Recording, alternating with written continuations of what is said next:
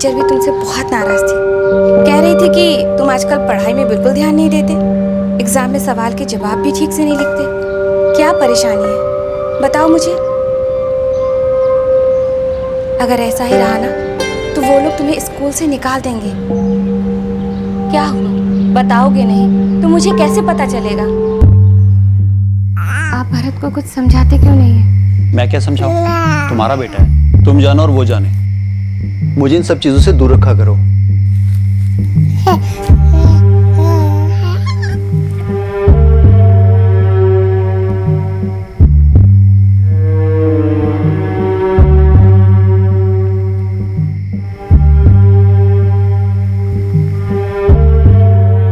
कभी कभी किसी अपने को खोने का गम इतना गहरा होता है कि वो किसी को नजर नहीं आता, उन्हें भी नहीं जो बहुत करीब होते हैं।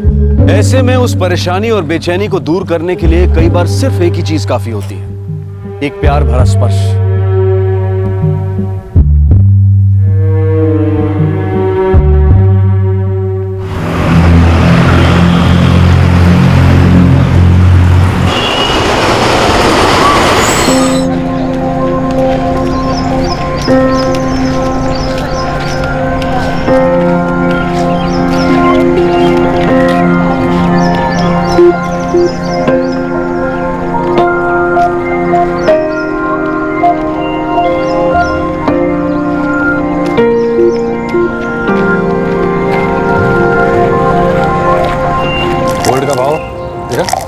आसमान छूने और मेरी बीवी को अपनी बहन की वेडिंग के लिए गोल्ड रिंग गिफ्ट देने की पड़ी। तो मैं कोशिश करता हूँ कि ज़्यादा खर्चा ना हो। एक तो सैलरी बढ़ने का नाम नहीं लेती और खर्चे देखा दिन ब दिन बढ़ते ही जा रहे हैं। होम मिनिस्टर ने कहा है तो तुम्हें करना ही पड़ेगा। ठीक है लेकिन ये always remember wife is always right. Right होती है लेकिन क्या करें, खर्चे को लेकर मैं अक्सर परेशान हो जाता हूँ।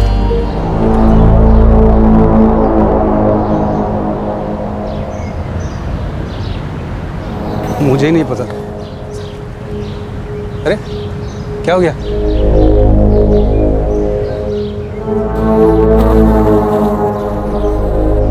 महेश उस लड़के को देख।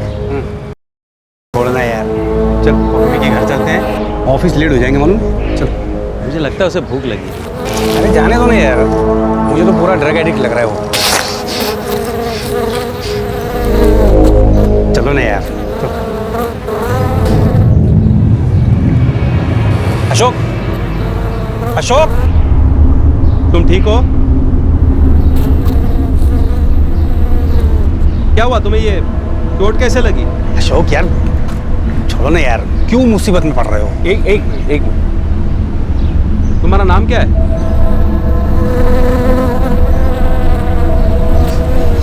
भरत। चलो ना यार अशोक।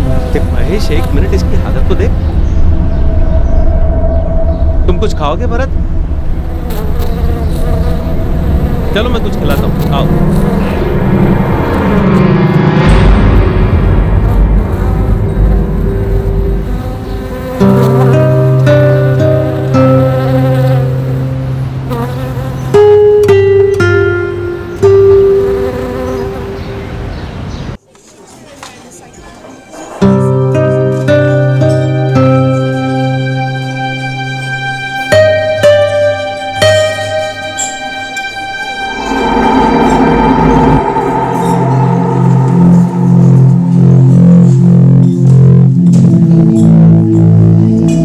यार महेश, इसे चोट लगी है, मैं सोच रहा हूँ कि डॉक्टर को दिखा दूँ।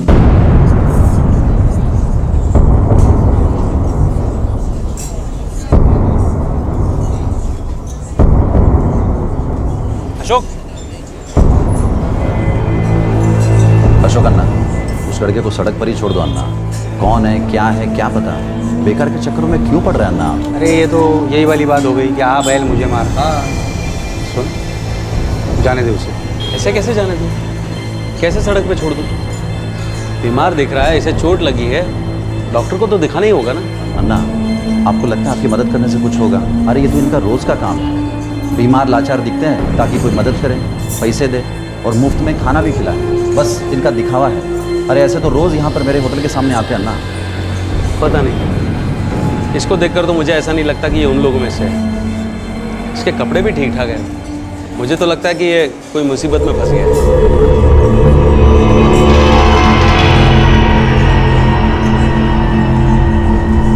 यार मैं चलता हूँ, मुझे लेट हो रहा है। आप ठहरे बिजनेस वाले और मैं मामूली नौकरी पेशे वाला इंसान हूँ। मुझे टाइम से काम पे पहुँचना होगा यार, मैं चलता हूँ।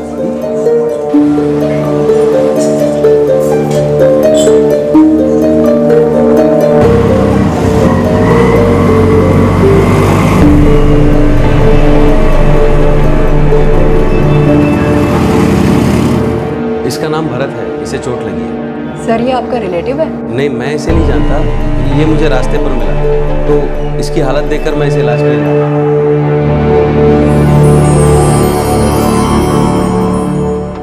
Sir I am really sorry, ऐसे बिना जाने हम किसी को भी एडमिट नहीं कर सकते। अरे यू डोंट वरी, इसके इलाज का सारा खर्च मैं उठाऊंगा, और इसके अलावा अपने रिकॉर्ड के लिए आप चाहो तो मेरे डिटेल्स ले लीजिए। सर हमें एडमिट करने के लिए इसकी डिटेल्स की जरूरत पड़ेगा। अरे लेकिन मैं तो हूँ ना, इसका इलाज खत्म होने तक मैं इसके साथ ही रहूंगा। इसे कहीं और ले जाइएगा, और मेरी राय मानिए तो आप भी कोई रिस्क मत लीजिएगा।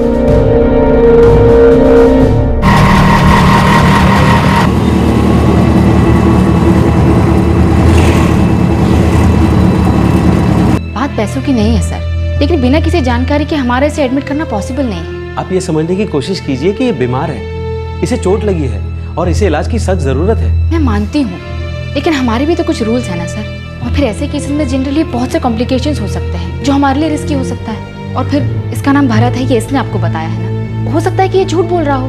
मैडम आप इसकी कंडीशन तो देखिए, इसके जख्म और चेहरे की परेशानी से साफ पता चलता है कि ये झूठ तो नहीं बोल रहा है। आई एम सॉरी सर, लेकिन मैं आपकी कोई हेल्प नहीं कर सकती। Excuse me.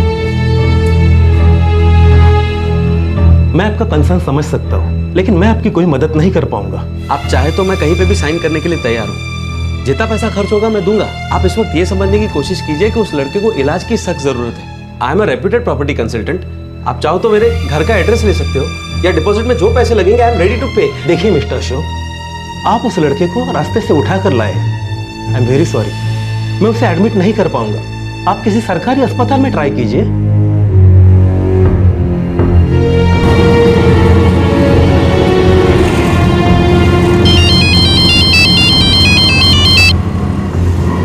हाँ निमिषा, मैं थोड़ा काम में फंसा हुआ हूँ, बिजी हूँ। कहाँ बिजी हो गए?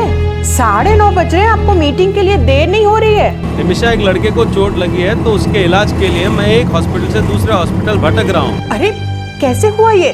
कौन है वो लड़का? मैं सब घर आकर बताता हूँ, अभी इस लड़के को हॉस्पिटल ले जाना जरूरी है।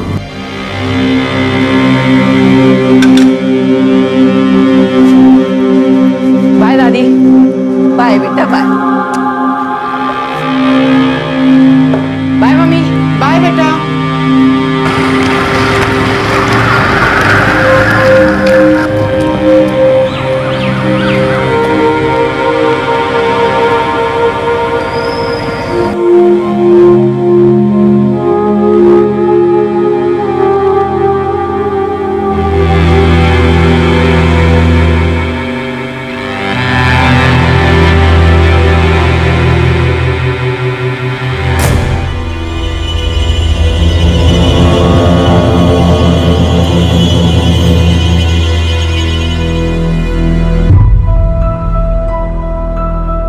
देखिए, इसकी चोट तो ट्रीटमेंट से ठीक हो जाएगी, पर काफ़ी कमज़ोर दिखाई दे रहा है। मैल न्यूट्रिशन का शिकार है, इसे एडमिट करना होगा। डॉक्टर साहब आप प्लीज़ इसको एडमिट कर दीजिए। देखिए, मैं इसका कोई रिश्तेदार तो नहीं हूँ, लेकिन इसके इलाज के लिए जो भी पैसे खर्च होंगे वो मैं एडवांस में देने को तैयार हूँ। किसी फॉर्म पर मेरे सिग्नेचर की ज़रूरत है तो मैं वो भी कर दूँगा। जी बिल्कुल।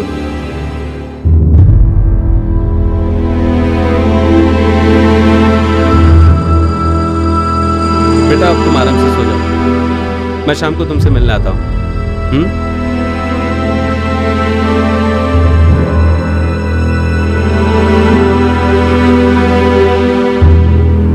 कौन था वो लड़का जिसने अपना नाम भरत बताया था? क्या ये उसका असली नाम था? क्या वो कोई सड़क छाप या ड्रग एडिक्ट था? अशोक राव, जिनसे उस लड़के की हालत देखी नहीं गई, क्या वो उसकी मदद करके कोई गलती कर रहे थे?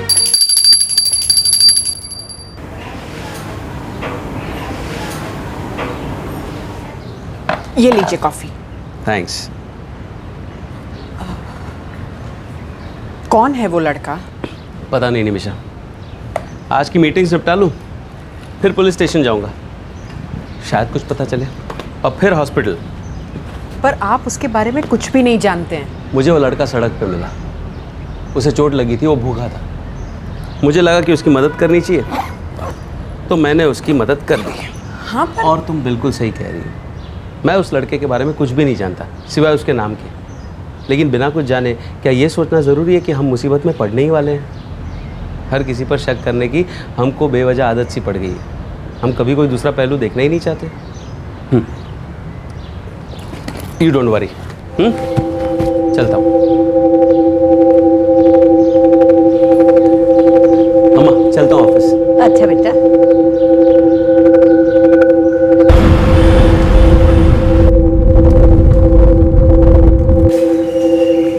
सर मैं एक प्रॉपर्टी कंसल्टेंट हूँ। आज सुबह बेयूरनगर म्यूनिसिपल पार्क से मैं अपना योगा सेशन खत्म करके वापस घर जब जा रहा था, तब मेरी नज़र उस लड़के पर पड़ी। उसे देखते ही मुझे लगा कि वो मुसीबत में है, भूखा भी था। उसने कचरे के ढेर से कुछ खाने को निकाला भी था, लेकिन उसमें इतनी ताकत ही नहीं थी कि वो उस पैकेट को खोल सके। भरत, यही नाम बता रहे ना वो अपना? जी सर, मैंने उससे बात करके ये जानने की कोशिश भी की कि वो कौन है, कहाँ से आया है, लेकिन वो कुछ भी नहीं बता पा रहा है।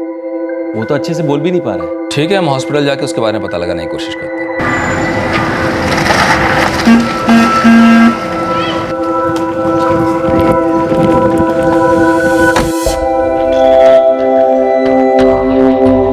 अरे वाह, ये हुई ना बात। तुम तो बहुत अच्छे लग रहे हो भरत। अब तुम्हारी तबीयत कैसी है? अच्छा, तुम्हारा घर कहाँ है भरत? मेरा स्कूटर कहाँ है? तुम्हारे पास स्कूटर है? मुझे प्राइज में मिला था। तो तुम्हारे घर पर ही होगा ना? कहाँ है तुम्हारा घर, और कौन कौन रहते हैं वहां?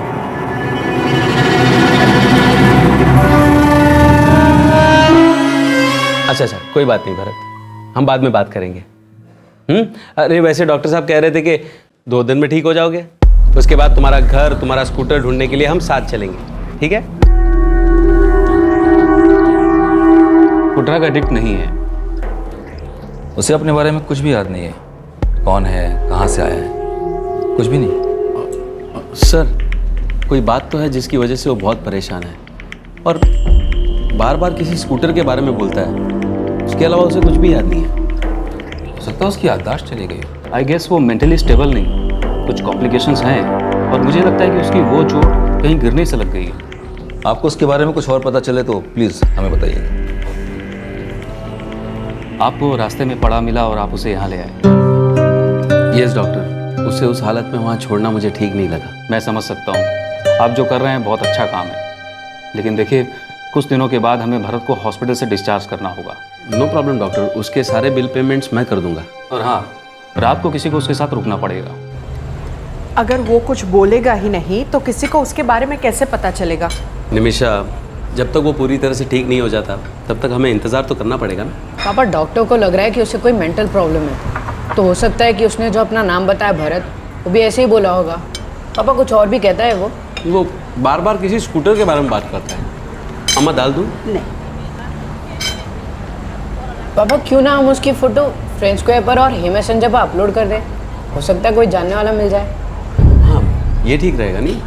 पर आप किसी और को नहीं कह सकते कि वो उसके पास हॉस्पिटल में रात को रहे? निमिषा, किसी और को कहना अच्छा नहीं लगता। अब जब मैंने पूरी तरह से उसकी जिम्मेदारी उठाई है तो मैं ही चला जाता हूँ। पापा, मैं चला जाऊँ?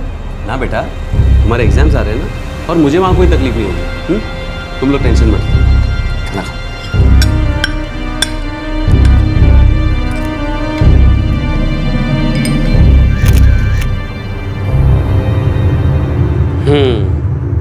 अब पता चल जाएगा, कोई ना कोई तुम्हें जरूर पहचान लेगा।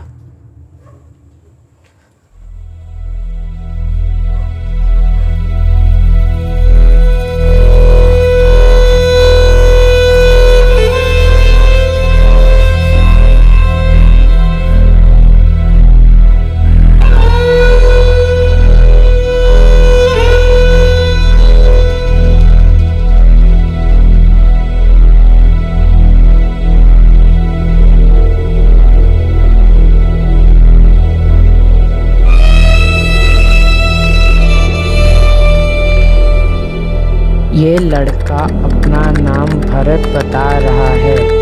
ये ज़्यादा बोलता नहीं और परेशान रहता है। अगर किसी को इसके बारे में कुछ पता चले तो प्लीज़ मिस्टर अशोक राव से संपर्क करें। फ़ोन नंबर 444567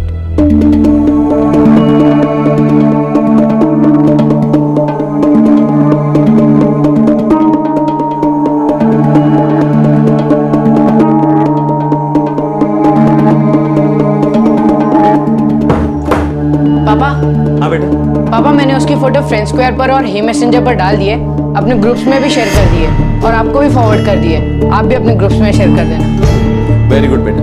अपनी मम्मी से भी कहना कि वो भी अपने ग्रुप्स में शेयर कर ले। ठीक है पापा। Hello doctor. हेलो। अच्छा हुआ आप आ गए। क्या हुआ डॉक्टर? अरे उस लड़के ने यहाँ सभी को परेशान कर रखा है। कह रहा है कि उसे हॉस्पिटल का ड्रेस पसंद नहीं है। मैं देखता हूँ। देखो, अगर तुम ऐसे ही करते रहे तो तुम ठीक कैसे होगे और घर कैसे जाओगे? कैसे हो भरत? सब ठीक है? इसे ये ड्रेस नहीं पसंद आ रहा है, इसलिए सुबह से नाटक किए हुए। अभी तक दवाई तक नहीं खाई है इसने।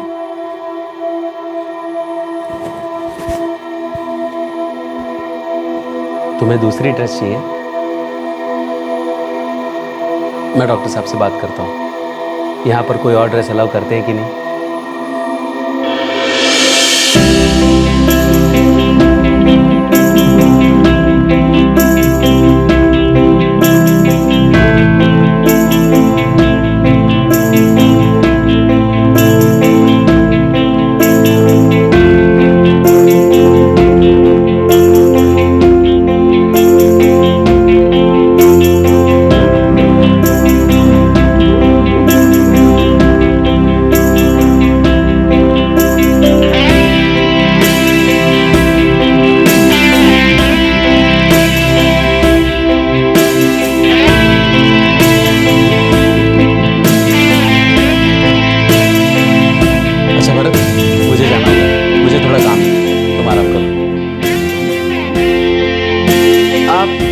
शाम को आएंगे ना?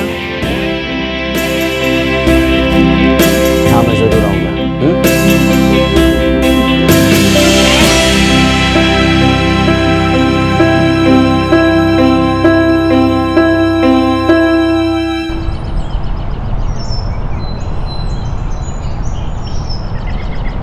तुमने नेट पे तो फोटो डाल दी है ना उसकी, तो कुछ ज़्यादा पता चला कहाँ से है वो लड़का, क्या है? पता नहीं यार, अभी कुछ कह नहीं सकते। फ़ोटो अपलोड तो कर दी है, अब देखते हैं कब किसी पहचान वाले की नज़र उस पर पड़े। टाइम तो लगेगा ही। पता नहीं यार, मैं इस तरह किसी को यूँ सड़क से उठाकर ये सोच के उसकी देखरेख नहीं कर सकता कि शायद वो कहीं खो गया होगा। आई मीन जनरली सबको यही ख्याल आता है ना कि ऐसा करके फालतू में किसी झंझट में न पड़ जाए। डर लगता है यार। महेश, ऐसा नहीं है कि मुझे डर नहीं लगता, बिल्कुल लगता है। और तुम्हारी जगह पे तुम भी सही हो। पर पता है, जब भी कोई अच्छा काम करता है तो हम बड़े खुश होते हैं, उसकी तारीफ करते हैं। पर जब हमारी बारी आती है तो डर की वजह से हम अपना मुंह फेर लेते हैं। महेश, दरअसल अंदर से हम यही चाहते हैं कि अगर कोई अच्छा काम हो तो वो कोई दूसरा ही करे, हम खुद कुछ ना करें। फिजिकली वो बिल्कुल ठीक है, वो जा सकता है, लेकिन उसके मेंटल कंडीशन के लिए I am not sure. I think उसे काउंसलिंग की ज़रूरत होगी। वो मेंटली चैलेंज नहीं है, वो मेंटली थोड़ा अनस्टेबल है। तो क्या डॉक्टर उसकी काउंसलिंग यहाँ हो सकती है? कोई काउंसलर है? जी हाँ, मैं बात करता हूँ।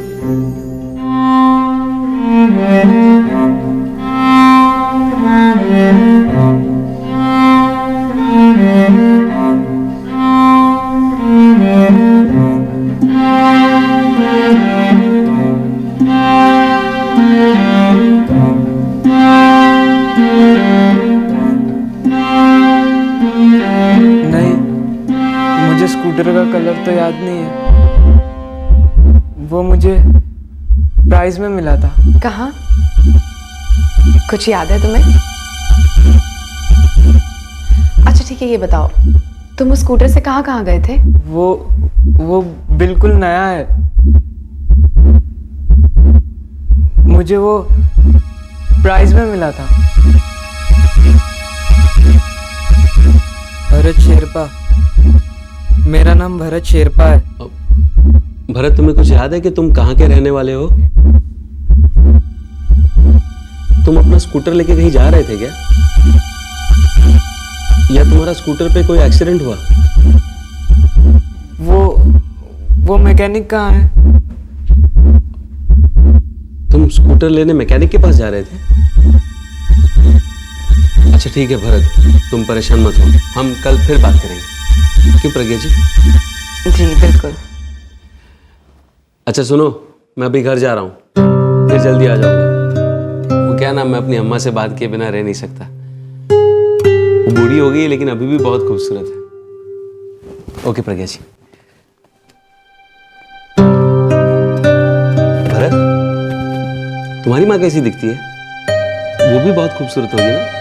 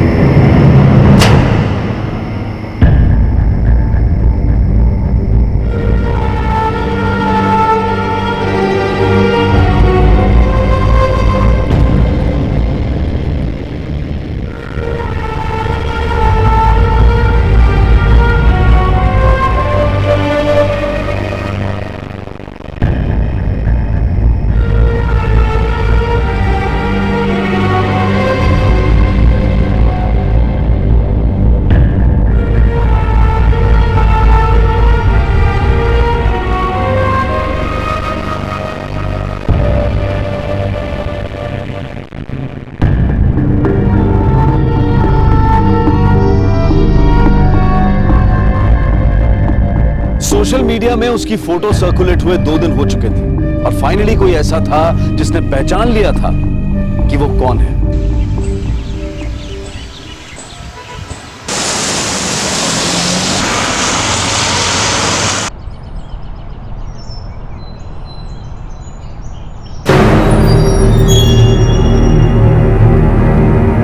पंकज, ए पंकज, अरे उठ। सुबह सुबह क्यों परेशान कर रहे हो? अरे जल्दी उठ, ये देख तो क्या है।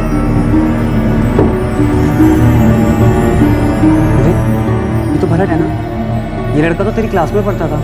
हाँ भैया, ये तो भरत ही है। 2 साल पहले तक मेरे से स्कूल में ही था, फिर से कुछ मेंटल प्रॉब्लम हुई और इसने स्कूल छोड़ दिया। ये मिसिंग है, ये किसी को बेंगलुरु में मिला है।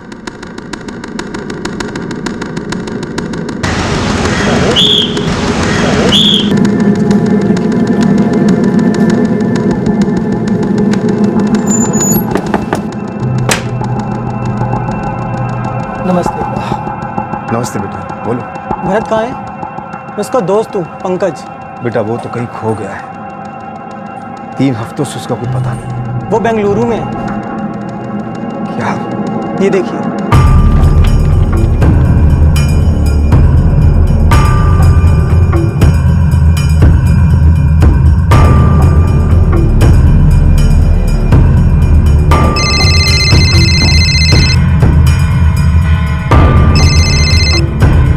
हेलो। हेलो, मैं अशोक राव से बात कर रहा हूँ। या स्पीकिंग, कौन बोल रहा है? देखिए, मैं विष्णु शेरपा बोल रहा हूँ। बोलिए मिस्टर विष्णु। आपने भरत शेरपा की फोटो फ्रेंड्स स्क्वायर पे डाली थी। आप भरत को जानते हैं? वो मेरा भांजा है, मेरी बहन का बेटा। अच्छा, अभी कहाँ हैं आप लोग? देखिए, अभी तो मैं गैंगटॉक में हूँ अपनी बहन के साथ, लेकिन जितनी जल्दी हो सकेगा हम बेंगलुरु पहुंच जाएंगे। और हाँ, क्योंकि मैंने पुलिस स्टेशन में रिपोर्ट दर्ज कराई थी, तो आप आते वक्त कोई डॉक्यूमेंट या आईडी प्रूफ ले आइए जिससे पता चले कि आप भरत के रिश्तेदार हैं। आप मुझे अपने भांजे से मिलने के लिए प्रूफ लाने को कह रहे हैं? देखिए, वो मुझे जानता है, अपनी माँ को पहचानता है। आप सही कह रहे हैं, आई एम सॉरी, मैं आप पर शक नहीं कर रहा, लेकिन भरत को सही हाथों में सौंपना मेरी जिम्मेदारी है। जी, आप सही कह रहे हैं। आई एम सॉरी, मैं अपने साथ प्रूफ लेके आऊँ। आप जल्दी आ जाइए। हाँ, मैं टिकट्स करवा लेता हूँ, हमें जल्दी से जल्दी यहाँ से निकलना होगा। बेटा, क्या तुम विष्णु शेरपा को जानते हो? मामा,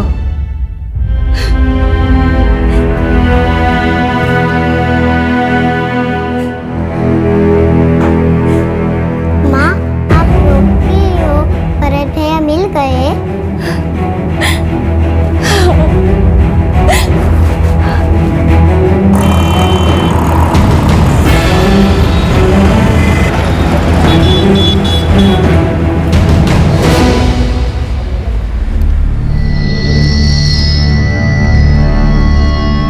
मैं बेंगलुरु में ही रहता हूँ, यही काम करता हूँ। भरत मेरे साथ ही रहता था जब वो खो गया था। कब? 27 फरवरी को।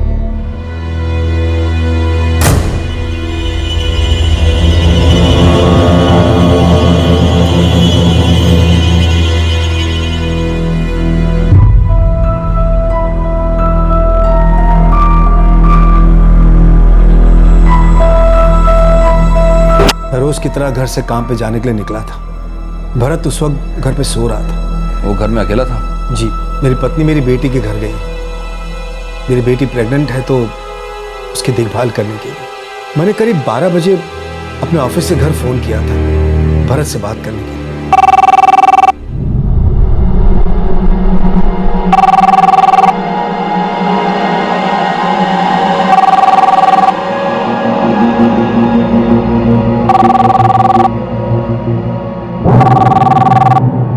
वो पिछले 3 हफ्तों से लापता था और आप लोगों ने पुलिस कंप्लेंट भी दर्ज नहीं कराई? की थी सर। पहले तो मैंने भरत को ढूंढने की बहुत कोशिश की, लेकिन जब वो दूसरे दिन भी घर वापस नहीं लौटा तो मैंने कलवर पुलिस स्टेशन में मिसिंग कंप्लेंट दर्ज करवाई थी। सर, वो 16 साल का है, पर अपनी उम्र के हिसाब से थोड़ा कम समझदार है, मेंटली थोड़ा डिस्टर्ब है। अभी 3 महीने पहले ही आया था। मुझे लगता है सर कि वो घर से बाहर गया होगा और घर वापस आने का रास्ता भूल गया है। आपने बताया कि भरत की माँ कहीं गैंगटॉक में रहती है। जी। तो ये भी तो हो सकता है कि भरत को अपनी माँ की बहुत याद आ रही हो, वो अपनी माँ से मिलने गया हो या फिर मिलने की कोशिश कर रहा हो। मुझे नहीं लगता कि भरत वहां जाने की कोशिश करेगा। उसे तो वहां जाने का रास्ता भी नहीं मालूम। दरअसल मैं उसे यहाँ काउंसलिंग करने के लिए ले आया था।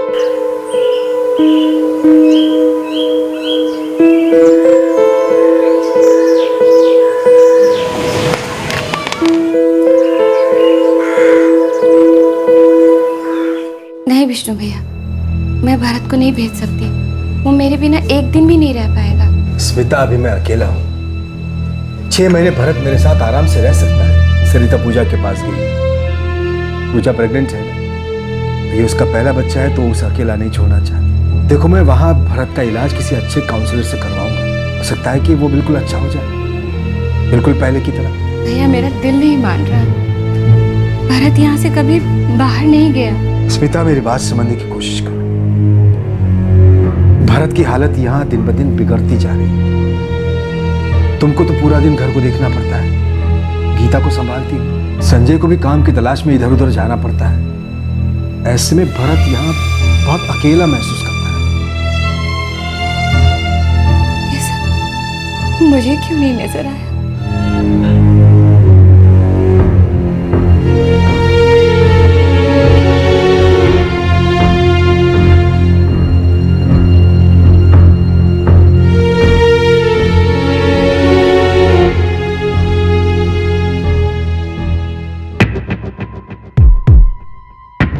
मैं समझ ही नहीं सकी कि भरत अंदर ही अंदर घुट रहा था।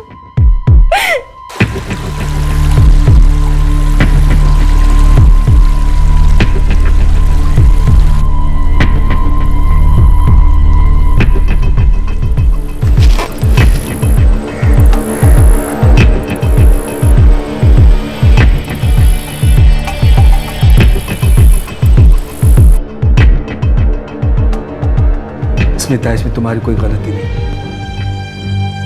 जब भरत के पिता चल बसे तो तुम्हारी उम्र भी कोई ज्यादा नहीं थी। मैंने दूसरी शादी इसलिए की कि हम दोनों को सहारा मिल जाए, भरत को एक पिता का साथ मिल जाए।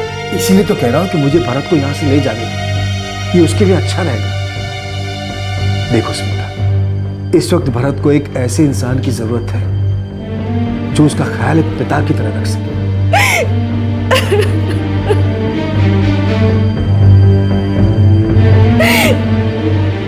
और 3 महीने पहले वो मेरे साथ बेंगलुरु आ गया। मैं उसे काउंसलर के पास ले जाता था। मैं चाहता था कि वो बोले, वो अपने हर दिल की बात हमें बताए, हर वो बात जिसकी वजह से वो इतना परेशान रहता है।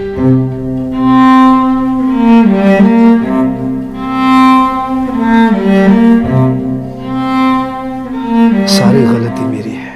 क्यों? आपने से कुछ कहा था? नहीं सर, मैंने उसे कुछ कहा तो नहीं, और उसे बहलाने की कोशिश की थी। वो बार बार एक स्कूटर के बारे में सोचकर परेशान हो रहा था। भरत, देखो मैं तुम्हारे लिए क्या लाया हूं।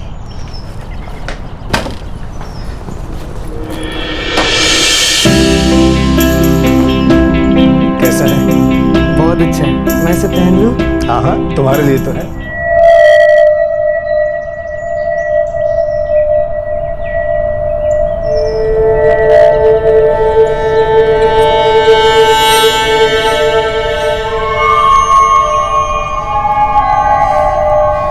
भरत बेटा, ऐसे क्या देख रहे हो? मामा, मेरा स्कूटर कहाँ है? तुम्हारा स्कूटर? कौन सा स्कूटर? मामा, मेरा स्कूटर जो यहाँ खड़ा था, मेरा नया स्कूटर। तुम्हारा नया स्कूटर? हाँ मामा, मेरा नया स्कूटर, वो जो मुझे प्राइज में मिला था, यहीं तो खड़ा था, लेकिन अब यहाँ नहीं है। कहाँ गया?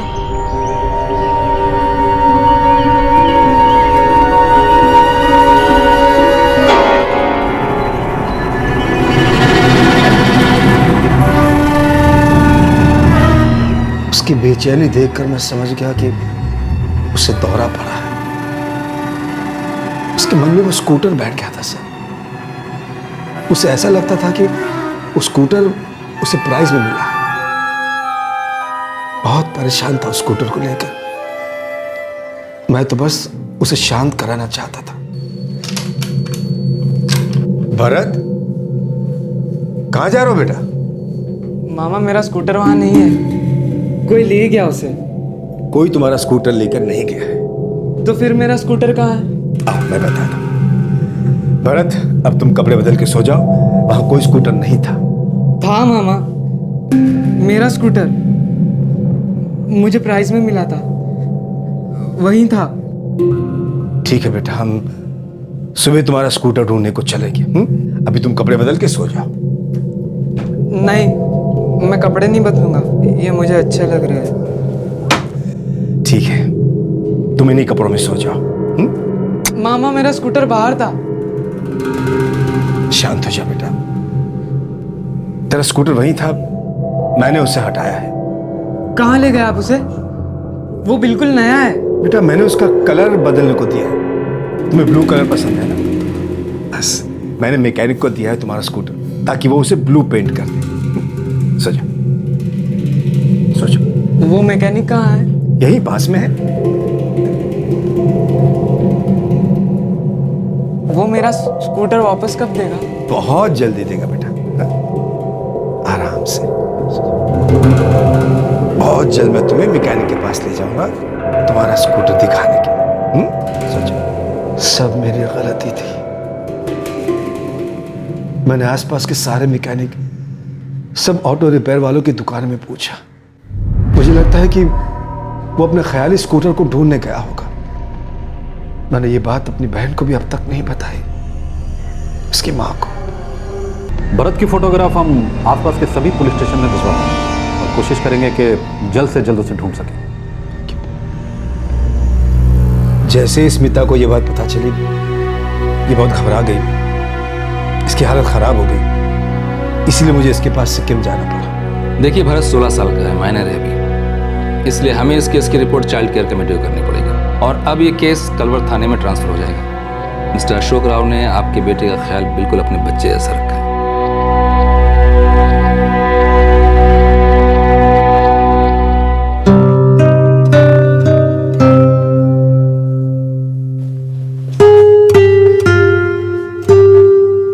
भरत, माँ, मामा, मैंने कितना ढूंढा, लेकिन मुझे घर कहीं नहीं मिला।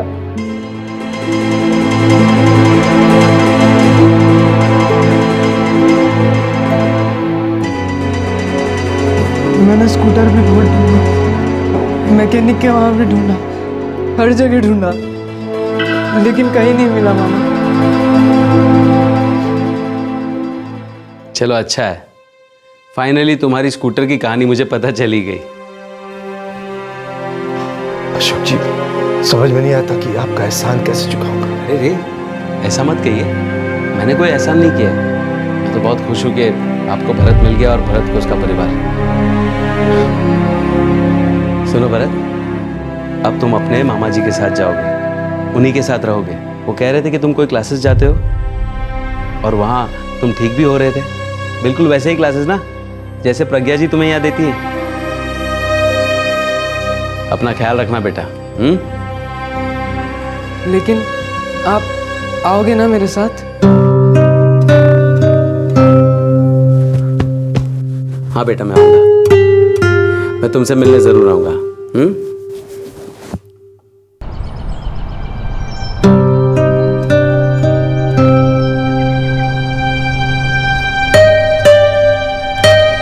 पहले से तो बेहतर है। उसके रेगुलर काउंसलिंग सेशंस भी चल रहे हैं अनीता वारदा के साथ, जहाँ उसके मामा उसे ले जाते हैं। भी अक्सर जाते रहते हैं वहाँ पे? नहीं, अक्सर तो नहीं, पर जब भी मौका मिलता है मैं ज़रूर जाता हूँ। उसकी काउंसलर ने सजेस्ट किया है कि अब उसे साइकियाट्रिस्ट को दिखाना चाहिए, क्योंकि उसे काउंसलिंग के साथ साथ मेडिकेशन की भी ज़रूरत है। बहुत अच्छा लड़का है उमेश, पता है जब वो बहुत छोटा था ना, तब उसके फादर की डेथ हो गई। तब तो वो बिल्कुल ठीक था, लेकिन अचानक फादर की डेथ के सदमे की वजह से बिल्कुल टूट गया। उसका मेंटल बैलेंस ही बिगड़ गया। शायद अपने फादर को याद करके या फादर फिगर की कमी की वजह से वो अपने आप को बहुत अकेला महसूस करने लगा। अंदर ही अंदर घुटता रहा, पर किसी को कुछ पता नहीं चला। सच में अशोक, वाकई में तुमने बहुत अच्छा काम किया है। महेश, बहुत अच्छा लगता है जब हम किसी के काम आ सकें, किसी की मदद करके उसकी तकलीफ को कम कर सकें। शायद ये अच्छाइयाँ हम सब में है, बस हम डर जाते हैं।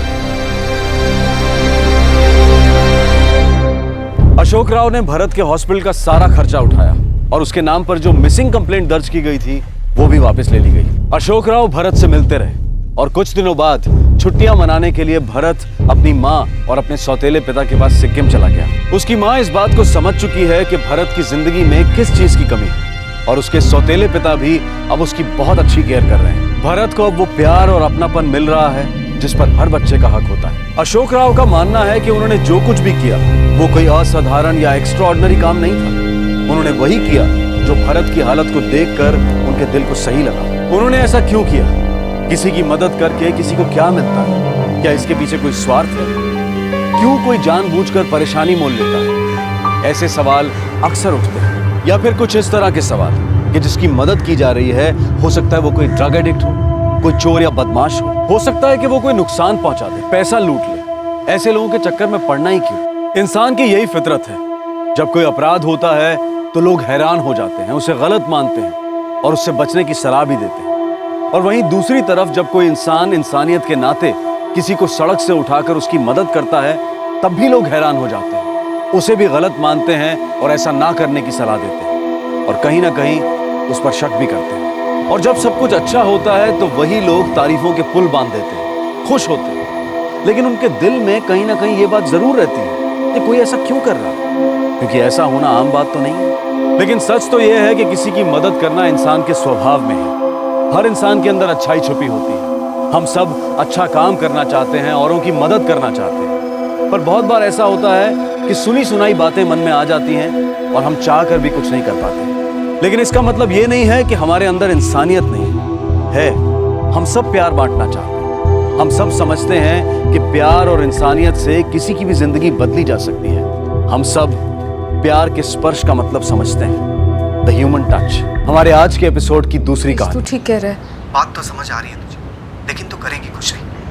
तू खुद को क्यों इतना टॉर्चर कर रही है राखी? भुगतते रह सही, बनी रह अबला नारी, कुछ करना। ऐसा मत बोल रितेश। क्यों हाथ पे हाथ रखे बैठी? आगे पढ़ाई शुरू कर, पूरी कर अपनी एजुकेशन। देख राखी, अपनी तकलीफ को अपनी तकदीर समझ लेना सही बात नहीं है। राखी तू बेवकूफ है क्या? हम 12th साथ ही पढ़े हैं। अब ऐसा तो है नहीं कि तू कुछ समझती नहीं है। नहीं, मैं डरती हूँ नेत्रा। अरे यार ऐसा क्या हुआ है जिससे डरती है तू? राखी तो अभी यंग है, एजुकेटेड है, तू काम कर सकती है, अपना और अपनी बेटी का आराम से ध्यान रख सकती है। डरना तुझे खुद पे ये तरस खाने वाली गंदी आदत से चाहिए। कब तक घर में दुखिया बनी घुसी रहेगी तू? बाहर निकल, खुली हवा में।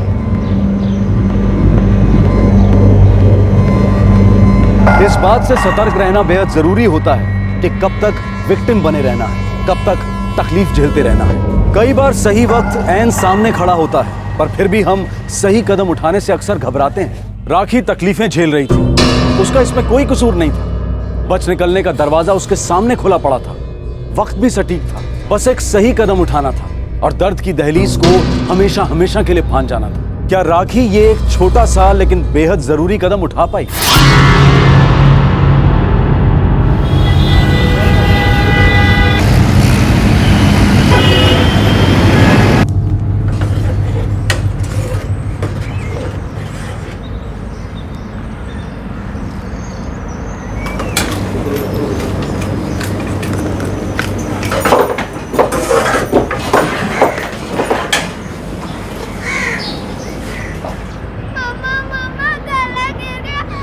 राखी जरा जाके देख क्यों बावड़ी हो रही है रुचि। जी अम्मा।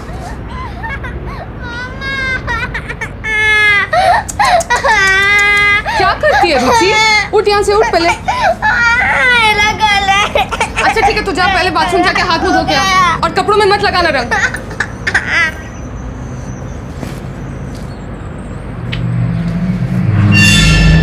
राखी तेरे से बात करना चाह रही थी बहुत टाइम से। हाँ भाभी बोलो ना, क्या बात है? देख राखी, पानी नाक के ऊपर गुजर गया है, तो बोल जगत को कोई काम धंधा करे, पैसा वैसा कमावे। पूरे घर का बोझ इन पे और पापा जी पे, पर से तू रुचि जगत भी सबके सब काम के न काज के 100 मन अनाज के। तेरे जेठ जी कब तक उठावेंगे जगत भैया की जिम्मेवारी? हमारे अपने लिए तो एक ढेला भी नहीं बचता। जी भाभी मैं समझ गई, मैं बात कर लूंगी इनसे।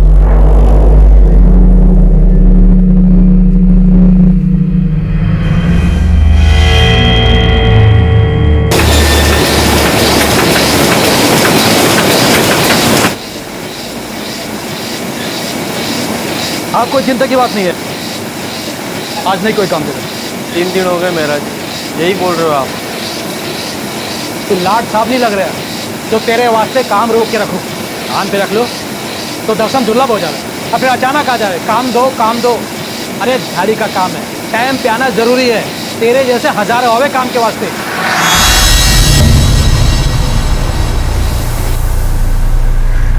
देख भाई, तू बेरोजगार का बेरोजगारी रहेगा अगर ये दिहाड़ी के छोटे मोटे कामों के चक्कर में ऐसे ही पड़ रहा था। देख बात मान ले हमारी, पार्टनर बन जा हमारा।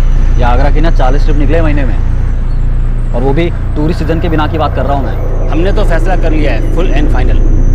हम लोग ट्रैवल एजेंसी खोल रहे हैं। तो अपनी बता। तुम लोग कुछ ज़्यादा पैसे नहीं डाल रहे जेब से? देख जगत, ये ना सिर्फ शुरुआत का इन्वेस्टमेंट है, उसके बाद ना सिर्फ कमाई है इसमें। मैं कहाँ से लाऊंगा 3 लाख? तू भी शैलेश के जैसे कोई नौकरी क्यों ना कर लेता? मैं कुछ ढंग का काम करना चाहूँ। आप ना तो मेरी कुछ मदद करोगे ना तो मुझे कुछ करने दोगे। बस हर कोई आके मेरे से माथा फोड़ता रहेगा। अब नौकरी सड़क पे ना पड़ी मिले, क्या करूँ मैं? कोशिश तो करके देख जगत, मेहनत तो कभी बेकार जाती नहीं। जा रही ना मेहनत बेकार। वैसे ही मैं परेशान हूँ और ऊपर से तुम लोग मुझे 2 रोटी खाने नहीं देते शांति से। अब खाना छोड़ के कहाँ जा रहा है? ए जगत सुन तो, पीने जा रहा होगा। पता नहीं पीने के लिए इसके पास पैसे कहाँ से आ जाते हैं। बस रहने दो। बेटा राखी, जगत हमेशा से अपना धंधा करना चाहे, तो अपने पापा जी से बोलकर इसे पैसा उधार क्यों ना दिलवा देती? अम्मा, पापा कहाँ से लाएंगे इतने पैसे? पापा के पास इतने पैसे हैं ही नहीं। अम्मा, मैं नौकरी कर सकती हूँ, अच्छी जॉब मिल जाएगी मुझे।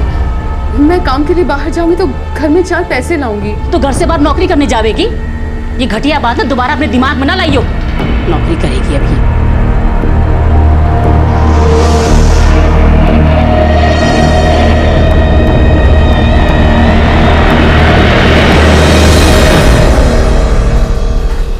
अब तू कोई खिटपिट ना शुरू कर दियो, मेरा दिमाग पहले ही ठिकाने ना है।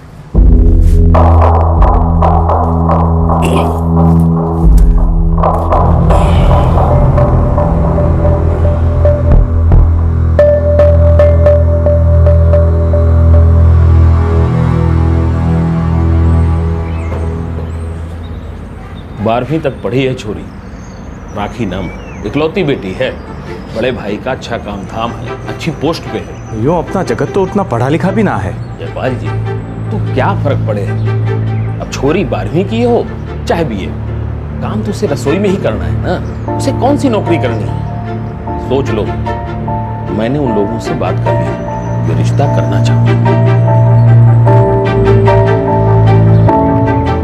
मुझे तो लगे है कि जगत का ब्याह हो जाएगा तो वो सुधर जाएगा। बात तो सही है, मिल लेते हैं बाबूजी एक बार।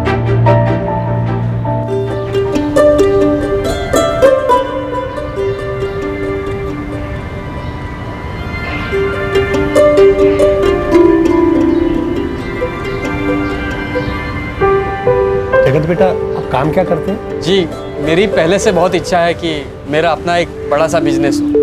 जी, अभी तो ये इधर उधर काम करता रहता है, लेकिन बड़ा ही मेहनती बालक है हमारा। ये तो बचपन से एक अलग सा सैलेश साड़ी की दुकान में काम करता है, पक्का काम है इसका। जगत, आपको नहीं लगता कि घर बसाने से पहले कोई पक्का काम होना चाहिए? नहीं मतलब मैं आपकी बिजनेस की बातों को समझ रहा हूँ, लेकिन बिजनेस शुरू करने के लिए पैसे भी तो चाहिए। बात तो तुम्हारी सही है बेटा, लेकिन कहते हैं ना, ब्याह होते ही जिम्मेदारी समझ आ जाती है। क्यों नामदेव जी, सही कहा ना मैंने?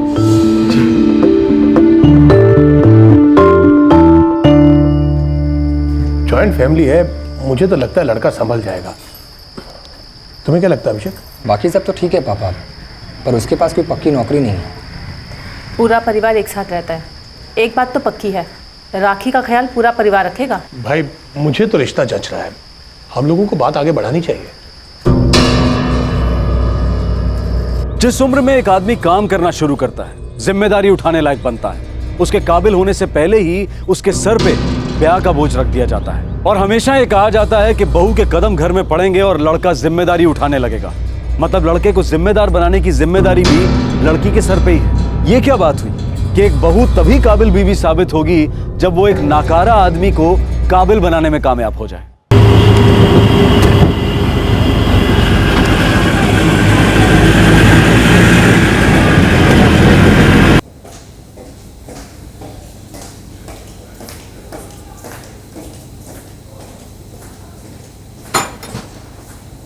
हाय राखी। हाय रितेश। बहुत अच्छा काम है, सेक्रेटेरियल वर्क संभालने के लिए कोई चाहिए। मुझे पता है तू बढ़िया से कर लेगी। फुल टाइम नौकरी है? 9 से 5। तू एक काम कर, इसके साथ कोई करस्पॉन्डेंस कोर्स ज्वाइन कर, ग्रेजुएशन कंप्लीट कर अपना। तू एक बहुत अच्छी स्टूडेंट थी, सब आराम से कर लेंगे, देखना।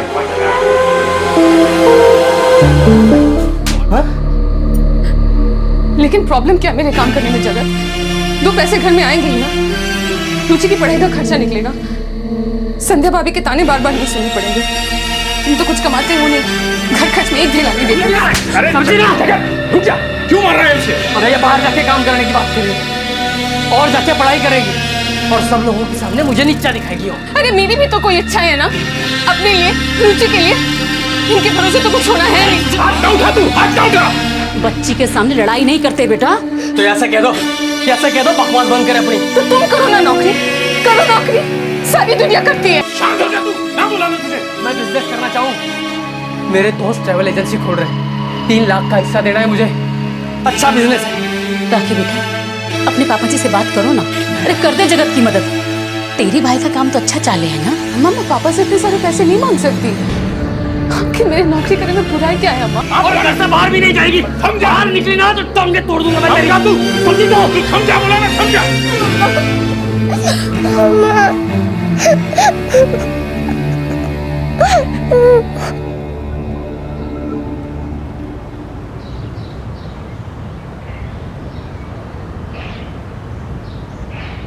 टिफिन पूरा खत्म करना और स्कूल में कोई शैतानी मत करना, तुम समझ गई? मम्मी, अगर आप काम पे गई तो मैं किसके साथ रहूंगी? आप दादी के साथ रहोगे, आप ताई के साथ रहोगे बेटा। लेकिन मम्मी, मुझे आपके साथ रहना है। हाँ, लेकिन अगर हमें अच्छी लाइफ चाहिए, जैसे अच्छे खिलौने, अच्छे कपड़े, तब तो मम्मी को काम पे जाना पड़ेगा ना बेटा। नहीं मम्मी, पापा को काम करने दो, आप घर पे ही रहो। ठीक है, इस बारे में हम बाद में बात करेंगे। अभी तुम स्कूल जाओ, ये पापा और मैं तय करेंगे। ठीक है, लेकिन झगड़ना मत प्लीज। ओके, नहीं झगड़ेंगे। अब जल्दी करो, देर हो रही है हमें।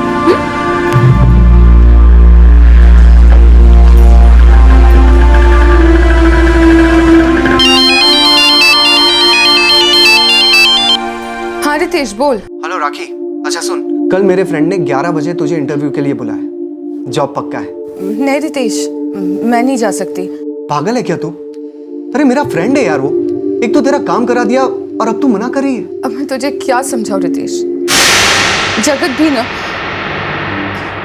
मैं नौकरी नहीं कर सकती रितेश, बस इतना कह रही हूँ। जेल सारी जिंदगी, शहीद हो जा। अगर तू ही अपने लिए नहीं लड़ सकती तो कोई और क्या कर सकता है तेरा। All the best, good bye.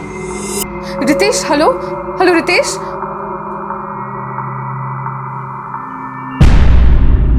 तो इसकी जड़ यो रितेश है, यो बना रहा है तेरे सर में कूड़ा।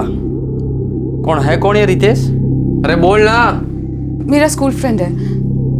मेरे अलावा बाकी सबने अपनी पढ़ाई पूरी कर ली थी, सब अच्छी खासी जॉब में लगे हुए हैं। मेरे साथ की लड़कियां भी। पढ़ाई पूरी किए बगैर मेरी शादी हो गई, पर मैं स्टूडेंट अच्छी थी जगत, मुझे एक अच्छी जॉब मिल जाएगी। और इसमें रितेश तेरी मदद कर रहे? हाँ, मैंने मदद मांगी थी उससे काम के लिए, और उसने कृपा कर दी तेरे ऊपर। और क्या क्या कृपा बरसा रही हो तेरे ऊपर? अरे बोलना, और क्या क्या कृपा बरसा रही हो? स्कूल के टाइम से ही बरसा रहा होगा कृपा, या फिर शादी के बाद शुरू हुआ ये सब? बोलना, अपने पति के पीठ पीछे क्या चला रखा तूने? राखी के पिता से पैसों की मांग, राखी पर अपने स्कूल फ्रेंड के साथ अफेयर का झूठा इल्जाम। राखी के लिए अब ये सब झेलना बेहद मुश्किल हो गया था। आखिरकार उसने वो कदम उठा ही लिया जो उसे बहुत पहले उठा लेना चाहिए था। देर से आई लेकिन दुरुस्त आई।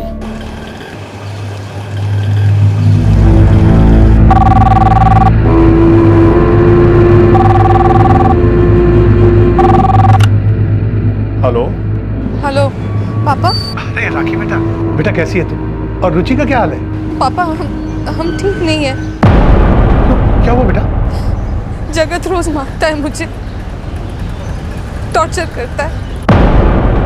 अम्मा बाबूजी कहते हैं कि घर से 3 लाख रुपए मंगवाओ ताकि जगत कोई अपना बिजनेस शुरू कर सके, और इधर मैं नौकरी करना चाहती हूँ तो मुझे नौकरी करने नहीं देते। 5 साल से नरक भोग में पापा, अब और सहन नहीं होता। मैं रुचि को इन हालात में नहीं रख सकती। बेटा तू है कहाँ अभी? बाहर हूँ, रुचि को ड्रॉप करने आई थी। घर से बात नहीं कर सकती थी। देख बेटा, तू अभी घर जा, रुचि को वापस स्कूल से आने दे। बस आज अपने आप को संभाल ले, कल मैं आऊंगा। क्या हुआ? राखी ठीक तो है ना? नहीं।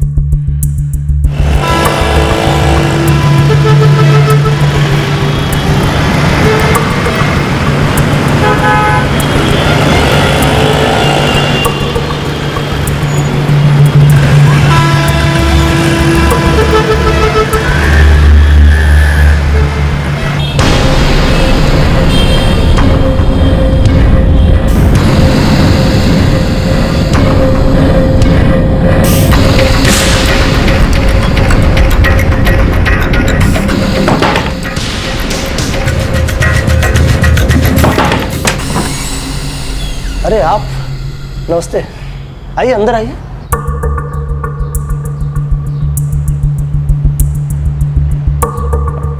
नामदेव जी, आप यहाँ अचानक? वैसे अच्छा लगा आप आए, लेकिन जयपाल जी, अचानक आना ही पड़ा। आपके यहाँ जो कुछ चल रहा है वो सब सुनकर हमें अचानक आना ही पड़ा। क्या? मैं कुछ समझा नहीं। देखिए जी, ये क्या का कोई मतलब नहीं है। सब कुछ तो जानते हैं आप लोग।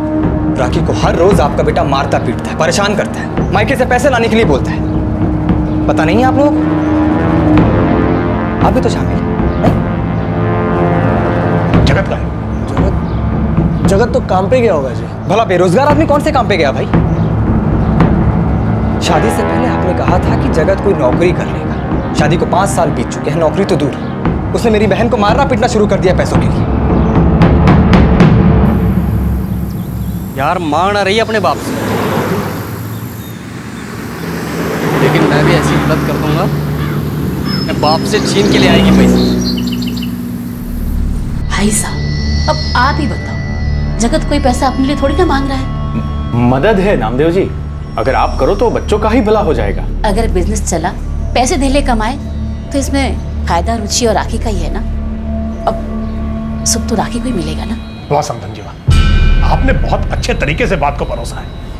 मतलब मेरी बेटी को सुख पाने के लिए यहाँ रोज पिटना होगा? और जगत की हिम्मत कैसी हुई मेरी बहन पे हाथ उठाने की?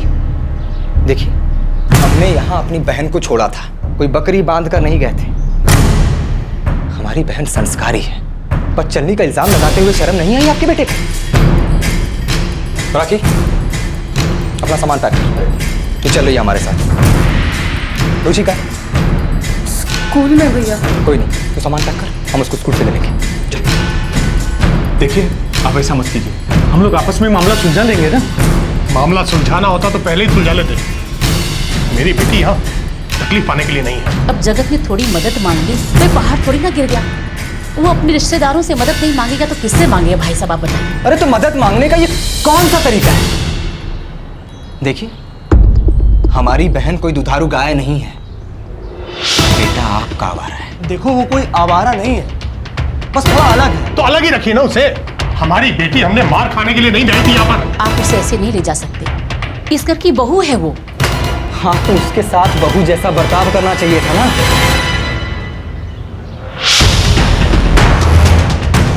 ला, दे। चलो पापा।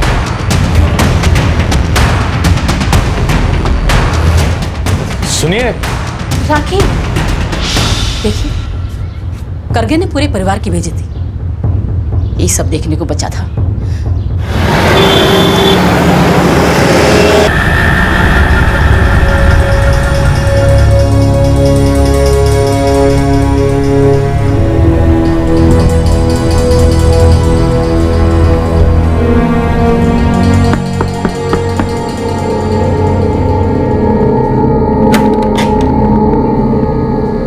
मिल गई फुर्सत घरान की?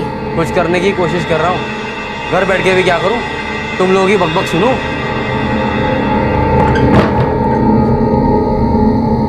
ये राखी रुचि कहाँ गई?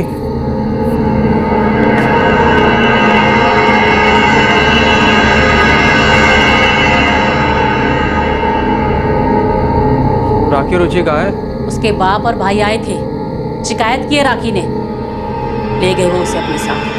और तुम लोगों ने ले जाने दिया? तो और क्या कर दे, 4 खरी खोटी सुना के गए वो लोग। तू अपने बीवी बच्चों का ख्याल नहीं रखता, हम उनका ख्याल नहीं रखते। निकम्मा तू है और बेइज्जती हम सब की होती है। तो ऐसा क्या गलत कर दिया मैंने? बस धंधा शुरू करने वास्ते उनसे पैसे मांगे बस। पर नहीं, उसे तो काम करने बाहर जाना था ना, नाक कटानी थी मेरी।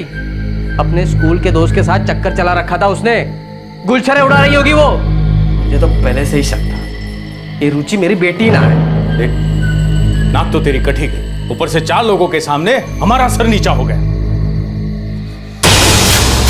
कि ले कैसे गए वो लोग, और तुम लोगों ने जाने कैसे दिया?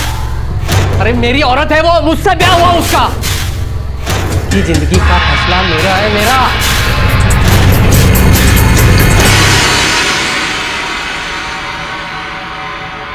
चलो सो जाओ।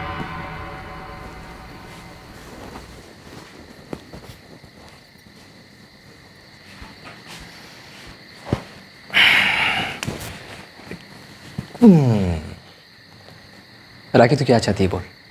आगे स्टडी करना चाहती है, जॉब करना चाहती है? जो तेरी मर्जी में आए तू कर।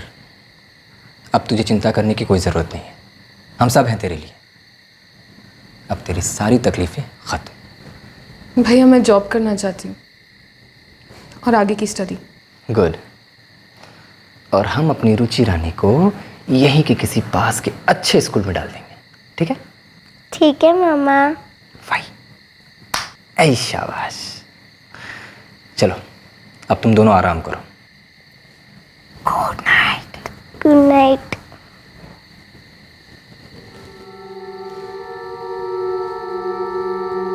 राखी, मुझे लगता है कई सालों बाद कोई ढंग की बात हुई है तेरे साथ। तू लकी है कि तुझे इतना अच्छा भाई और इतने अच्छे माँ बाप मिले। मैं जानती हूँ रितेश, लेकिन मुझे फिर भी फिक्र हो रही है। अब किस बात की फिक्र? 4 दिन हो गए, जगत ना तो खुद आया ना उसने कोई फोन किए हैं। राखी क्या प्रॉब्लम है तेरी? अरे उस इंसान ने तेरी जिंदगी नर्क बनाकर रख दी थी। तू वहां से निकलना चाहती थी, अब निकल गई।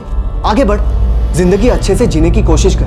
रितेश मुझे रुचि की चिंता है। बेवकूफ है तू। बस तो काम कर और आगे पढ़ाई कर। और रुचि जानती है कि जो भी तू कर रही है उसी की भलाई के लिए कर रही है। अरे अभी तो सांस लेने लायक खुली हवा में आई है तू, जी भर के जी। मैं अपने फ्रेंड से दोबारा बात करता हूँ, फिर कॉल करूंगा तुझे।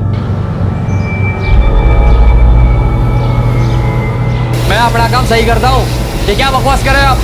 ओए जगत, लुगाई नहीं मैं तेरी, आवाज नीचे रख। चौबे बोला तूने चढ़ा रखी थी जब मैंने काम पे भेजा तुझे। तुझे क्या लगा तेरे बाप की फैक्ट्री है? बाप को बीच में ना लाओ। तो तू भी काम पे आना बंद कर दे, हमें ना जरूरत तेरे जैसा नकारा लोगों की। अरे बाहर में जा साढ़े, अकेले तेरे गेल काम ना है। अरे जा जा, दोबारा ना दिखियो मेरे धोरे। हाँ नहीं दिखूंगा। अरे जा। साढ़े कितने फोन किए बे, उठाता क्यों नहीं? अरे काम चालू हो गया अपना। सूरज पहली पार्टी लेके बनारस गया। तो मुझे भी साथ में ले लो, मैं भी ले जाऊंगा टूरिस्टों को। ऐसा नहीं होता, पैसा तो हम दोनों का लगा ना। तो मुझे कम हिस्सा दे देना, और क्या। इतना कहाँ होता है, बैंक से लोन लिया है, EMI भरना पड़ता है। तुझसे कहा था ना पैसे लेके आ, पार्टनर बन जा। यार मेरा ससुराल कंगाल निकला, पहले से ही दिन खराब चल रहा, अब तो बीवी को भी वापस ले गए। तू कौन सा साधु संत है? कोई काम ढंग से नहीं होता है? एक बीवी नहीं संभाली जाती जैसे। ओए जवान संभाल, दोस्त का मतलब भी हो ना, कुछ भी बोल देगा। चल चल ठीक है, ज़्यादा बात मत कर, समझा? पहले कुछ काम ढूंढे फिर बात करना, और फ़ोन करके तंग करना बंद कर।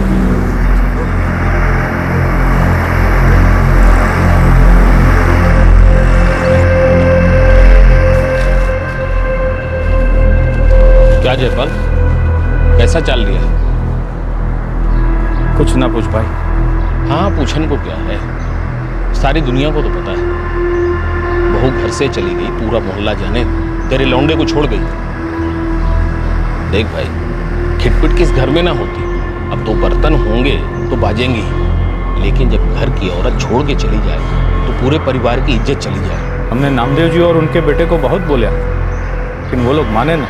मेरी सुन, पंच मामला सुलटाने को राजी है। अब किसी भी तरह अपनी बहू को घर वापस ले। तेरा लौंडा तो किसी काम का है ना कि उसे कोई दूसरी मिल जाए। सारे लोग खुसर पुसर कर रहे हैं, पूरे मोहल्ले में बदनामी हो रही है हमारी। हमें उन्हें राखी को ले जाने ही नहीं देना था। हाँ, जैसे कि हमारी सुनन लाग रहे थे। बहुत सुना के गए हैं, और जाते जाते बहू भी सुना गई, और अब तो पूरे मोहल्ले की सुनो। पंच आ रहे हैं मामला रफा दफा करने वास्ते। जरा देख बहू कौन आया।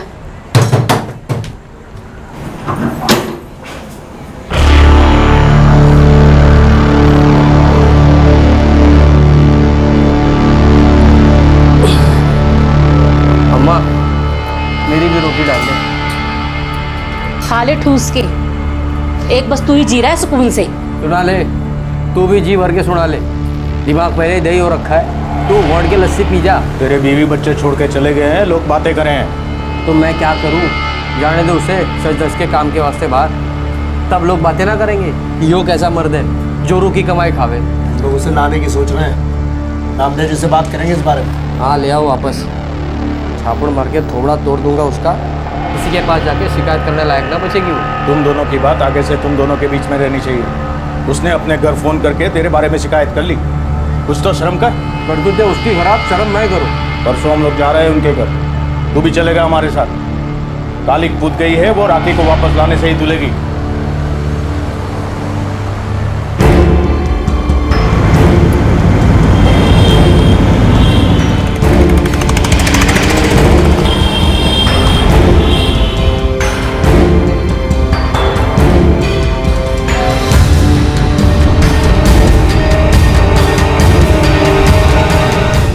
वो लोग बात करना चाहते हैं। बात करने को बचा ही क्या है पापा? मालूम नहीं।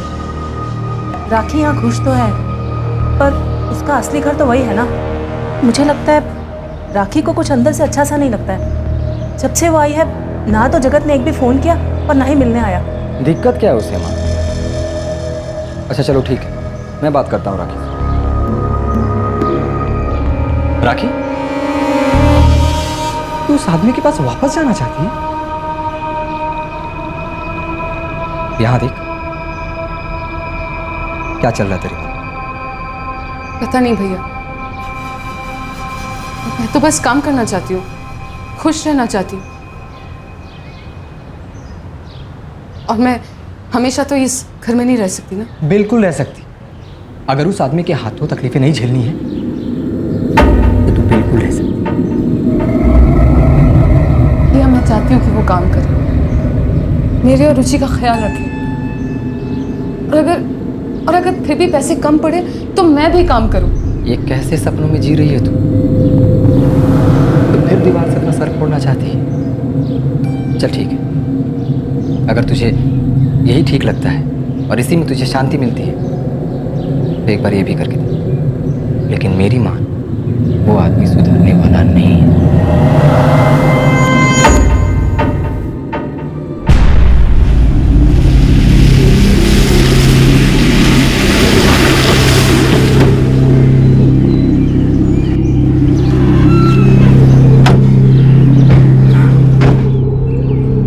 रामदेव जी, आपने जो कदम उठाया है शायद वो जरूरी थी, लेकिन जयपाल जी के परिवार को लगता है बात इतनी आगे ना बढ़नी चाहिए। अब थोड़ी बहुत खटपट इस घर में न होती। ये कोई थोड़ी बहुत खटपट नहीं थी। ये मेरी बेटी पर रोज हाथ उठाता था, उस पर बेहुदा इल्जाम लगाता था। ये नामदेव जी, आगे का जिम्मा मैं लेता हूँ। आप तो समझते हो, अलग रह के आपकी बेटी का भी भला ना होने वाला। जबान तो इधर भी ना रुकने वाली। समाज तो एक सा ही है। बहू ससुराल छोड़े या बेटी मायके में आके रहे, चार बात तो बनेंगी। जगत, तुम कोई नौकरी क्यों नहीं कर लेती? सारे झगड़े की जड़ खाली मेरी नौकरी ना है तो और क्या है? काम धंधा तुम कुछ करते नहीं और सारा फ्रस्ट्रेशन दारू पीकर मेरी बहन को उतारते। ये उसे हमेशा मारता पीटता परेशान करता। देखो जगत, अगर तुम कोई नौकरी करते तो एक खुशहाल जिंदगी गुजारते, अपने बीवी बच्चों को खुश रखते, अभी राखी पे शक नहीं करते।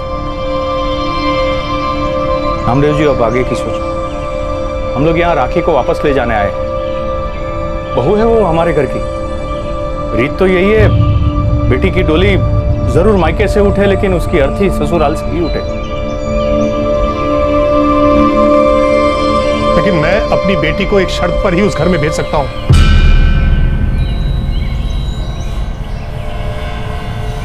अगर आप पंचों के सामने अपने हाथ से मुझे ये लिख कर दें कि मेरी बेटी के साथ कोई दुर्व्यवहार नहीं होगा, ये मेरी बेटी पर हाथ नहीं उठाएगा। हाँ, और ये भी लिखिए कि जगत कोई नौकरी करेगा, पैसे कमाएगा और बीवी बच्चों की जिम्मेदारी उठाएगा। आपको ये सब मंजूर है तो हम बात आगे करेंगे।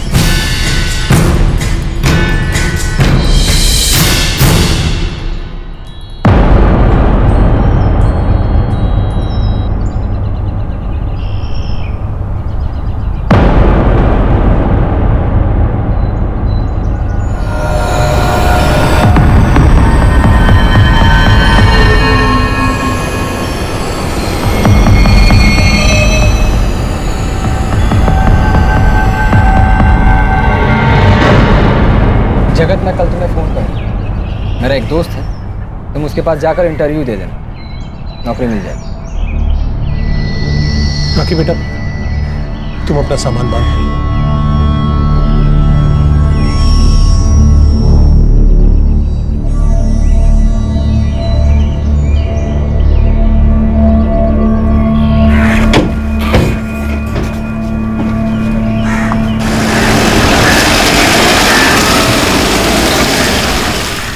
क्या हो गया राखी को? उसने एक बार जो गलती की उसे ठीक करने की बजाय वो वही गलती दोबारा कर रही है। जो इस हालत में वही बेहतर जाने। आई गेस जब आपकी शादी हो जाती है, बच्चे हो जाते हैं, उनसे छूटना बहुत मुश्किल हो जाता है, ये भले कितनी तकलीफ क्यों ना हो। पता नहीं लोगों को विक्टिम बन के क्यों मजा, जबकि बच निकलने का रास्ता सामने दिख रहा है। अब मैं और क्या करूं अभिषेक? जगत ने फ़ोन नहीं किया तुझे? नहीं यार, फोन तो नहीं आया मुझे उसका, बल्कि तेरी बहन का हस्बैंड है ये सोच के मैंने उसे फोन कर लिया था। कहता है कि जब उसे जरूरत होगी तब खुद आ जाएगा और तुम्हें मेरे लिए परेशान होने की कोई जरूरत नहीं है। सॉरी यार कुलदीप। कोई गल नहीं यार, आई कैन अंडरस्टैंड।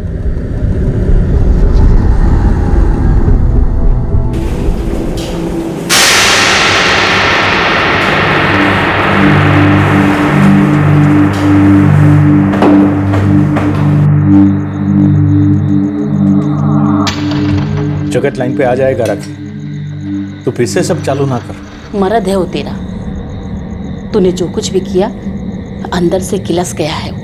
थोड़ा वक्त दे, संभल जाएगा वो। कोई भी आदमी ये बर्दाश्त नहीं करता कि उसकी बीवी छोड़कर उसे चली जाए। तू भी समझ उसे।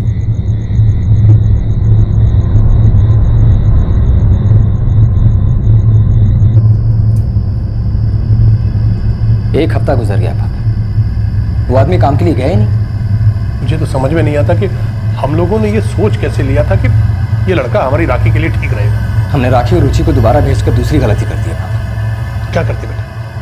राखी अपने घर वापस जाना चाहती थी, हम उसे जबरदस्ती तो नहीं रोक सकते थे ना।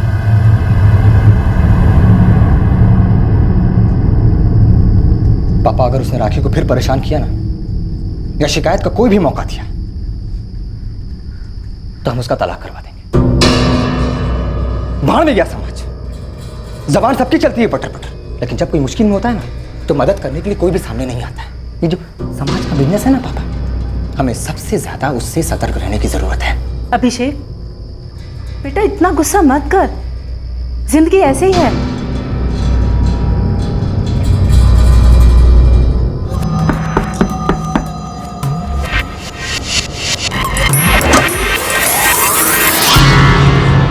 आ गए लाड साहब, 1 टके की कमाई नहीं और 1 मिनट की फुर्सत नहीं। अब क्या बाहर ही रहने लगूं?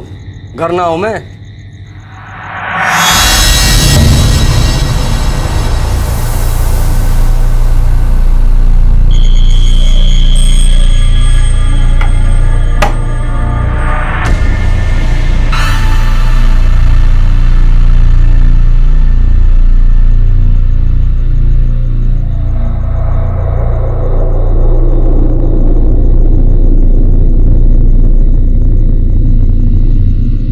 सच्ची सच्ची बोल, तेरे दोस्त के साथ तेरा रिश्ता सिर्फ बातों का ना था, शरीर का भी था।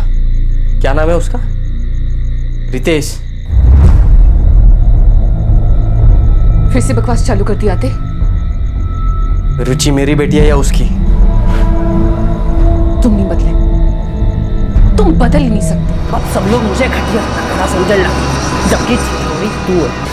गलती करती मैंने आके, मुझे आना ही नहीं चाहिए। मेरा भाई सही कह रहा था, तू एक घटिया बीमार आदमी है। क्या करेगी तू? जगत क्या कर रही हो? जगत, जगत नहीं, जगत नहीं, जगत, जगत। वो मेरी बात क्या करेगी? बोल। रुक जाओ, क्या करेगी? वो मैं घटिया। निपटाने दो उनको ही उनकी बातें अपने आप। जरूर फिर से इसने कुछ बोला होगा, इससे मेरी बेटी का दिल दुखा होगा।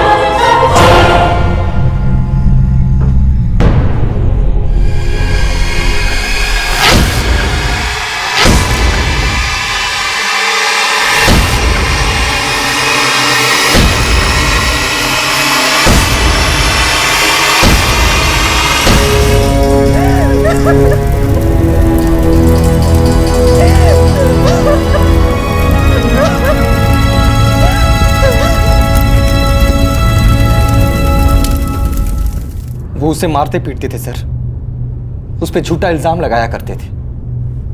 इन्हें छोड़ना मत सर, बिल्कुल मत छोड़ना। हस्बैंड पकड़ में आ गया है, हमारी हिरासत में। मार दो। क्या कसूर था मेरी बहन का? काट डाला उसको। तो अभी वादा करके वापस लेकर के गए थे, ये कुछ नहीं करेंगे। ये देखिए सर, उन लोगों ने अपने हाथ से लिख कर दिया था सर। गलती हमारी थी सर, हमें उससे दोबारा भेजना ही नहीं चाहिए था। गलती हमारी और खामियाजा हमारी बहन को, उसकी बच्ची को अपनी जान देकर के भुगत रहा है।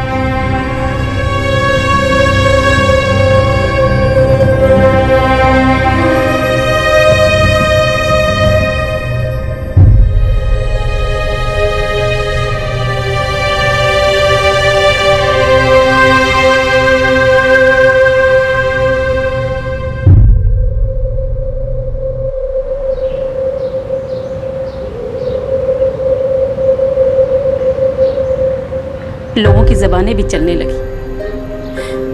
हमें तो ये गलत रिश्ता करना ही ना था।